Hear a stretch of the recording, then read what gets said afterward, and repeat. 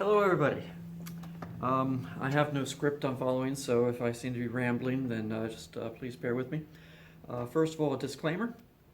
I am no expert on YouTube by any means, but since the other guys who have far more experience than I do and more expertise had so much on their plates, I volunteered for this position because, after all, I do have some experience with YouTube. I did 120 videos during the fourth quarter. Actually, I had fun doing them. So I want to give you some information on tips and techniques, some things you might need to know about preparation, some equipment you might need, and then how to create a YouTube channel if you're not familiar with that, and how to upload your videos, and then a little bit about editing those videos. And by the way, I have very little experience with video editing and doing things like adding title screens and things, but Alex pointed me toward iMovie, which is automatically installed already on all Macs. So if you're using a Mac, go to your Launchpad and find iMovie. And I hope to do a little bit of research on how to use that effectively and then add that into this video later. So for right now, it's just some preliminary stuff. Right now, I'm using my phone, and it is attached to a neat device that I learned about from my daughter, who teaches an online art class. Let me show it to you. Let me disconnect the phone here. There. And this thing is really cool.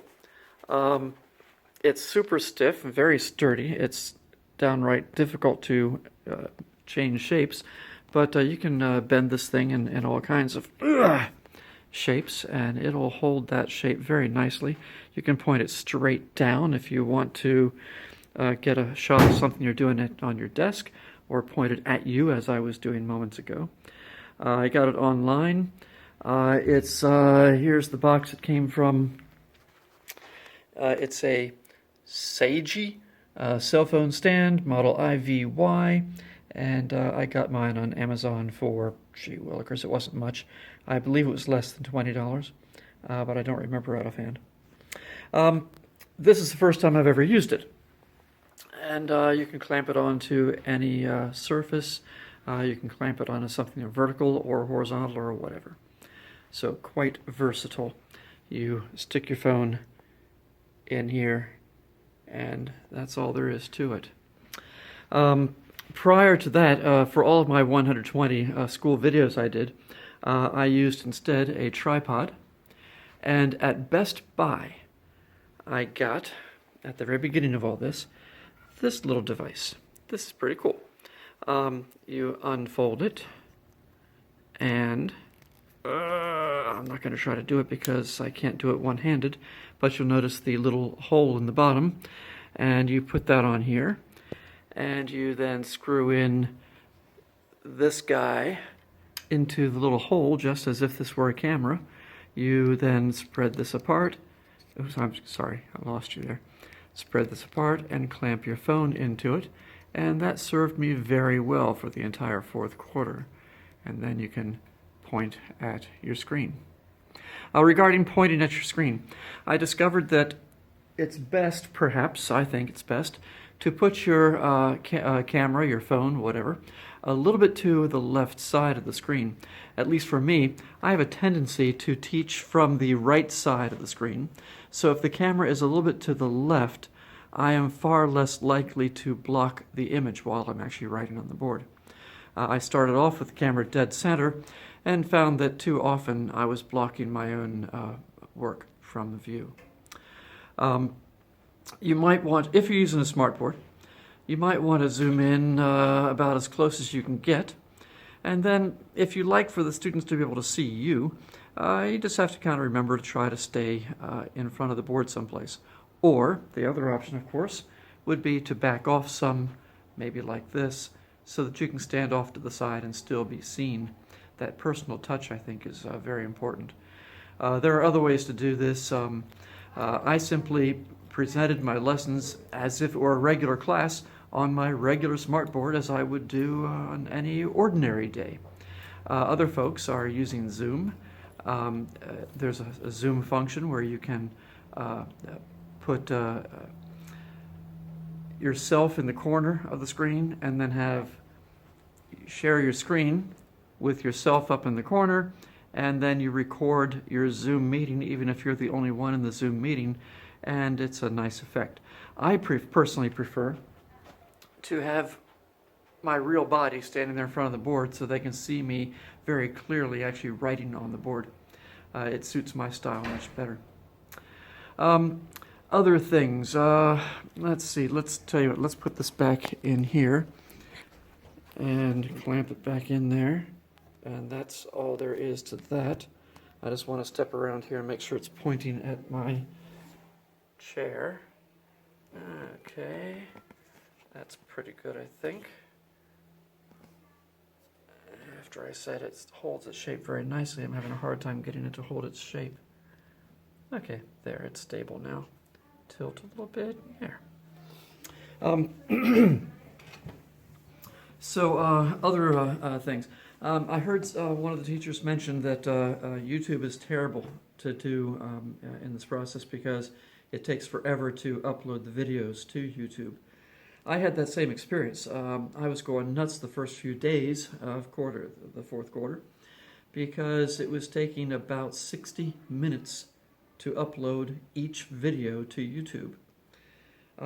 I quickly discovered that I was shooting them in like ultra high resolution. Not good. So I just went to my camera settings on the phone and switched it from high resolution all the way down to the very bottom resolution, which is VGA. Once I switched it to VGA, the videos were excellent quality. I actually could not see the difference. I was afraid maybe my fine print as I wrote on the board might not be readable, but no, it was all fine. I could not see the difference. But the upload time to YouTube went from 60 minutes down to about maybe 10 minutes max. Some videos were less than that. So it made it a much more workable solution. Also takes up far less space on your phone's memory. Oh, speaking of your phone's memory, I highly recommend that you do not have the camera store your videos on the internal memory, but go into your camera settings and instruct the camera to save your videos on the SD drive, the SD card. That way they're not taking up space on your phone, and most likely you have a whole lot more space. Then another thing I learned, when it came time to upload the videos, I was taking my S7 phone apart. No, actually with this one I didn't have to take it apart. That would have been the S5. But I was having to take the memory card out of the phone, then use an adapter and hook the memory card up to the computer, transfer the files from the card into the computer, and then upload them to YouTube. What a pain. I found a much better way. When you finish creating 1 or 2 or 3 videos on your phone, all you have to do is go to your, did I go through the gallery? I think I went to the gallery.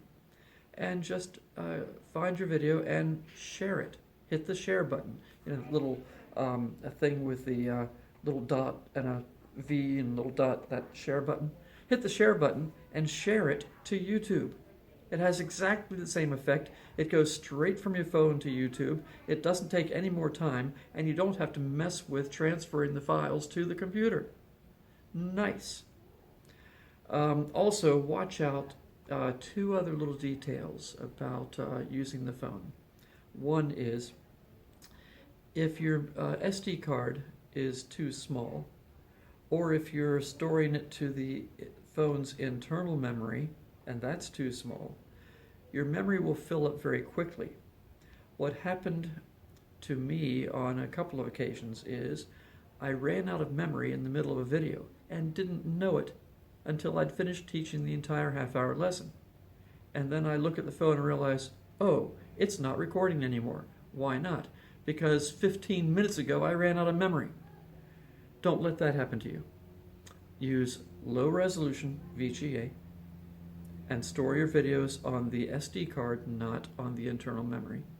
And that should settle that issue as long as your SD card is big enough. Seems like there was something else I wanted to mention about all that. Memory. Oh yes, while you're recording, and I didn't think to do it this time, while you're recording, keep your phone plugged into a power source. There were a couple of other occasions when I forgot to plug my phone in during the video, the battery died partway through the video, and I had to go back and to redo the whole thing, because it's not going to tell you that the battery is dying. It's just going to die, and you go on happily teaching for another 15 minutes, and then find out that your battery died a long time ago. So keep your phone plugged in. Set the resolution to the lowest possible, VGA. Make sure you're saving them to the SD card, not to the internal memory. And make sure that you have a reasonably large SD card. And that is all there is to that. Of course, you could also use a traditional camera. And if your camera does not have Wi-Fi capability, then you'll have to take your camera's memory card, put it in the computer, and transfer the files, and then upload them from there. Now, if you're saying, Miss Pear, Gene, you're going too fast. I don't know how to do any of these things. Okay, this is just the introduction. Some tips and techniques to get you started. Hang on there, and we'll get to how to create your YouTube channel, how to upload the videos, and some other fun things like that. Hey, while I'm thinking about it, before you start shooting a video, make sure that you have everything you need at hand. There were a couple of times when I would get partway through one of my math videos and I'd realize, I needed X, Y, or Z, and I would have to step out of the frame and go to my desk and rustle around to get something and come back in, and that's so awkward. Dead air space on the video, you don't want that. So think it through in advance, make sure you have everything you might conceivably need close at hand. I learned to keep a small table right near, just out of view, but very near the board with all the things that I might need during that video session. You probably don't have to worry about audio. I found that with my phone, about 10 feet away from the board, and me standing at the board, the volume levels worked out just fine. It was never an issue. And that's it for this part of the video. So stay tuned for part 2.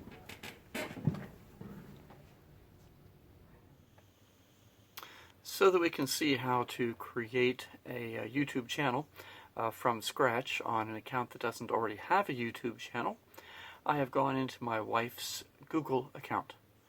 So we see here in the top right corner the S for Sally, and next to the S we have the 9 dots. I'm going to click on the 9 dots right there, and I'm going to go to YouTube right here. And there, I just wish I had a touch screen, but I don't. Alright, I'm now in YouTube, but there is no YouTube channel. So I'm now going to go back to the purple S here. I'll click on that, and the first item that comes up in the menu here says create a channel. So I will create a channel. Alright, now this introductory screen here, I want to tell it to get started down here at the bottom. Hit the blue get started. Now I've got two choices. I can use a custom name, or I can just use my name. So I'm going to simply use the name of Sally Pear and select. So I'm selecting over here. Click. Alright, we now have our channel.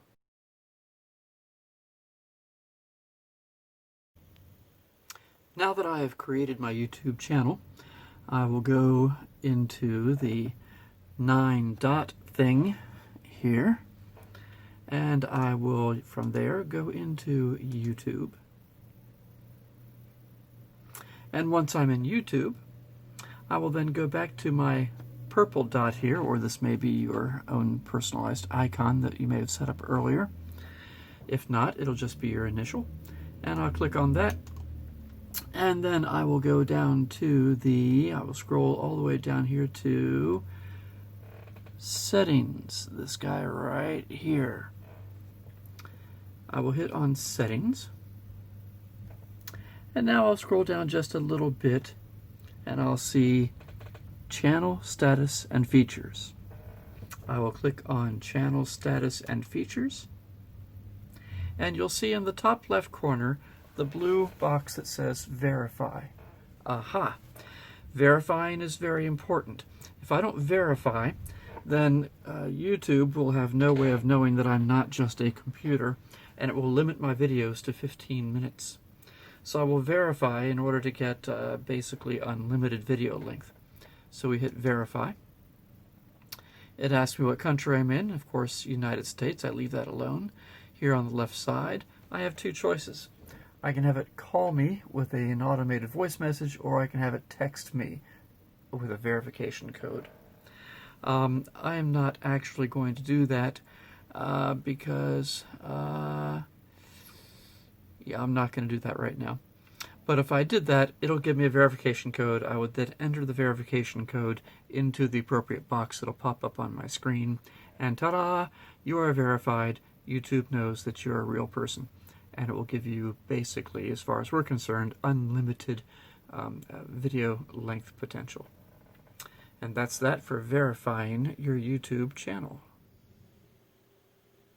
Here is the place in your camera settings where you would change the video size. Under camera settings on your phone, you go to video size, click, and select VGA for the lowest possible video size, which again is what I used for my videos. Worked very well. Alright, now I have taken a very short video as an example of how to upload a video. Let me get back to it here.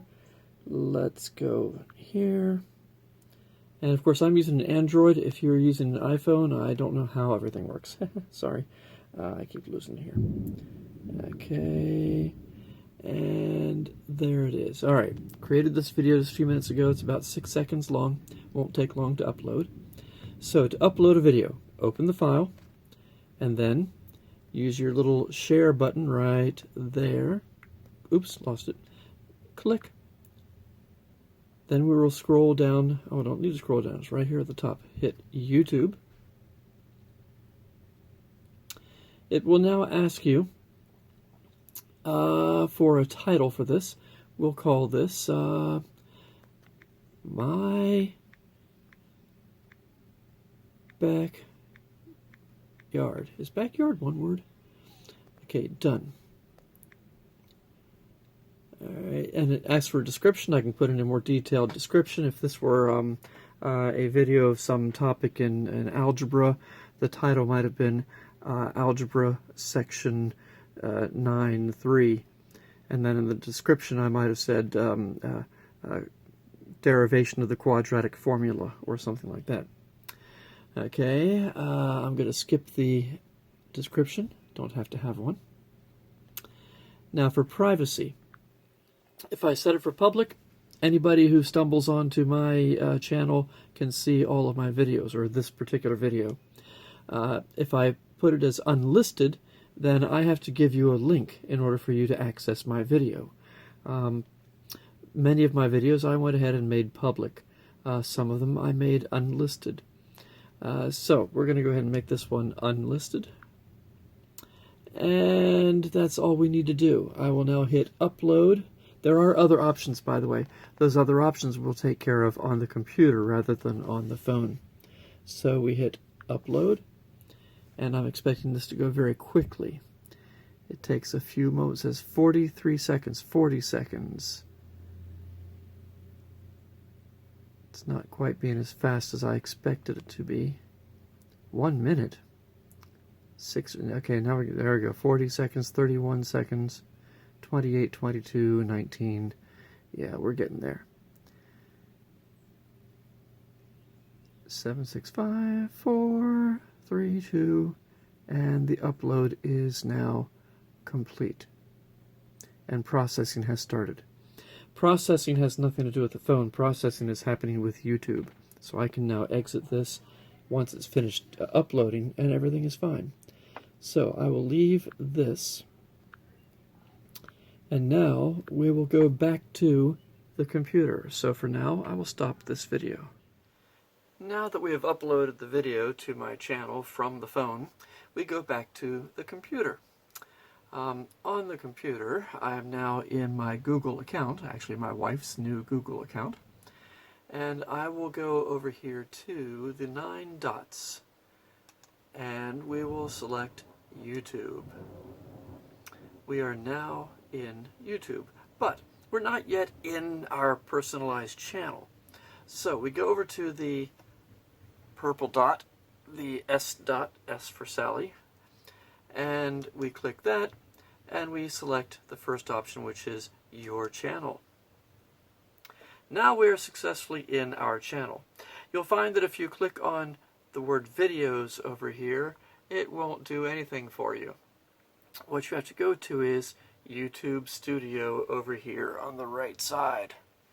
So we'll click on YouTube Studio, and lo and behold, looky, oh, not quite yet. We now have to go to the left margin over here and select Videos. And there it is, my backyard. Alright, we see that we've already set it as being unlisted. By the way, you hover over that and it gives you a description of what unlisted means. There are no restrictions. I found out that restrictions means if YouTube has detected that your video includes any copyrighted material, it will tell you about that and tell you if there are any restrictions on your video. The date it's uploaded, the number of views so far is 0, the number of comments that have been made so far is 0. I don't think there's anything else over there worth mentioning. Now, if I want to change something, let's go over here and click on the Edit button right there. I'm trusting you can see it without me pointing with my finger. Oh, other options here. Analytics, it tells you all kinds of stuff about people who have viewed your video. Here you can add comments.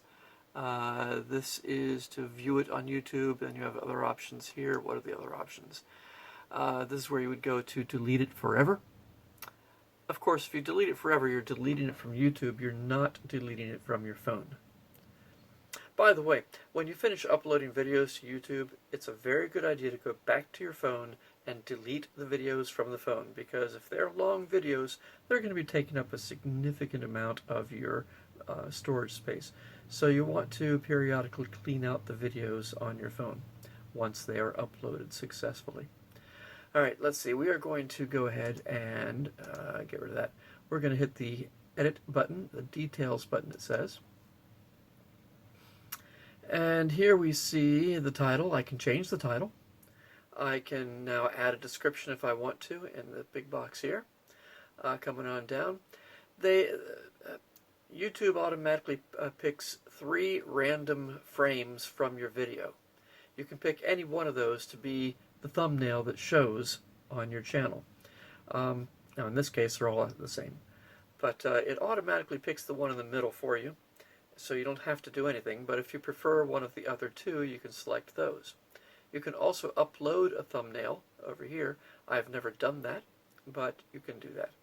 Hey, just as an example, let's say, oh, I don't like that middle one. I'm going to change to this one. Okay, fine. You'll notice now when I do that, in the top right corner, the Save button is now bright blue. Back here, when I chose the default selection by YouTube, the Save button is grayed out because there's nothing new to save. But if I change something, the Save button turns blue. The audience. We're supposed to tell YouTube if this is designed for little kids, because if it's for little kids, then it is more highly scrutinized, and they want to make sure that there's nothing unseemly in your video. So go ahead and tell them that it's not for little kids.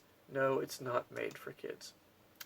And then, over on the right side, here you have your video link. You can copy and paste that. Select it and copy. Where's the copy command? Copy link to Pocket? What in the world is that? I don't know. I usually just highlight it and then do a right click and copy. Then I can paste it into Google Classroom, or paste it into an email, or paste the link any place I want. And then anyone I send it to has access to this video. Then what else do we have here? Unlisted, I can change that. If I want to change it to, click on unlisted, I can change it to private or to public. I can set it as instant premiere, which if you click on the question mark, you can see and learn more. You can see a description of what instant premiere means. I have never used it. Also, really cool and very helpful, I can click on schedule. I'll pick a date and a time. And then, if I do that, I'll hit done. And now, this video just became inaccessible. It is no longer published at all until that date and time. Then it will become available. That can come in very handy with certain types of videos you create for your class, where you don't want them to be visible until a certain time comes. I'm going to change that back. Just click on the word scheduled, and I will scroll up. Oh yes, to take the schedule off, I will go up here to save or publish instead of schedule. Save or publish, and it goes back the way it was.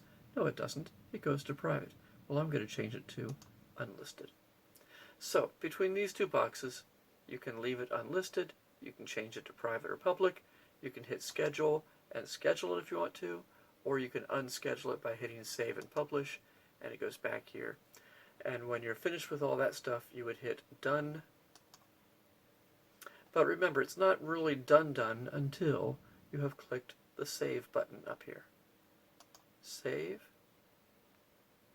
And now it is truly done. Alright, so that's all there is to shooting a video, uploading the video to your channel, and then adding in all the pertinent details here on this screen. And that's it. Now, you might say, well, what about title screens? And what about editing or taking two little videos and putting them together to make one big one? That's all done in iMovie, assuming we're talking Mac. If you're on a PC, well, I have no idea how you do it. But with the Macintosh, we will use iMovie, which I have played with once, so I am no expert. But that's what we're going to try to look at next. Okay, I have just finished my first experience with trying to take pieces of videos and knit them together using iMovie, complete with titles and transitions. And my recommendation would be, unless you have some very compelling reason why you must do that, don't. It was not smooth. And I would imagine that if you're producing, as I did in the fourth quarter, if you're producing multiple videos every day, you're not going to want to take time to try to assemble pieces of videos using an iMovie. So my recommendation would be to shoot your class videos in one take, as I did about 120 times last year. Worked great. Upload them to YouTube, and you're done. So, if you feel strongly that you would like to learn about iMovie, you can get into it and experiment for yourself. You can get look at some videos online, or you can talk to one of our in-house experts, such as probably Alex Goodling. I certainly am not an expert and do not have warm, fuzzy feelings about iMovie. So, I don't think you need it, as I did about 120 times